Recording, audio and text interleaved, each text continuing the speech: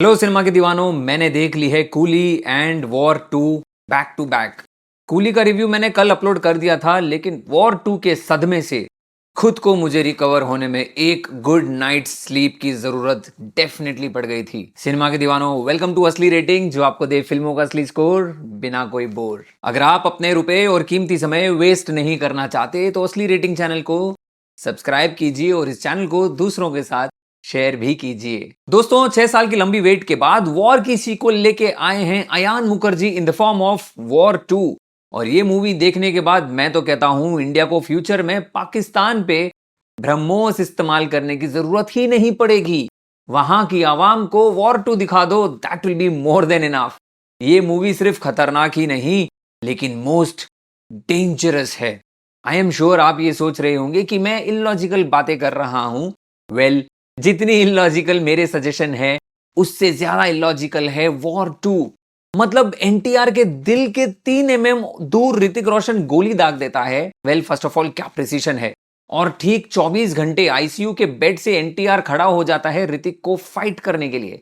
ऐसे और भी कई सारे इलॉजिकल और ग्रेविटी डिफाइनिंग स्टंट्स हैं, जैसे चलती एरोप्लेन के ऊपर ऋतिक और एनटीआर फाइट कर रहे हैं। ये तो भाई मेरे समझ में ही नहीं आया, how were they able to do that. Running train के ऊपर चेस सीक्वेंसेस, विदाउट पैराशूट आसमान से सीधा शिप पे लैंडिंग। कम बोलूं तो उतना अच्छा है। The only saving grace of the entire movie was Hrithik's acting and his dashing looks. I will give some credit to NTR as well for showing grace and courage to accept such a script. War 2 is a completely taken for granted movie. Ayan Mukherjee has taken the movie going audience for granted, and Aditya Chopra has taken everyone for granted for writing such a confusing storyline. War 2 is a disaster. War 2 is on the losing side of the battle and there is no saving this movie.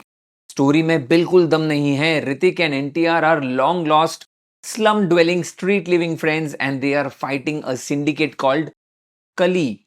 Couldn't the writers take some cue or creative liberty to come up with some better names for a terrorist organization? Like, really? The direction is highly inspired from movie franchises such as Mission Impossible, James Bond, and even the Dhoom series.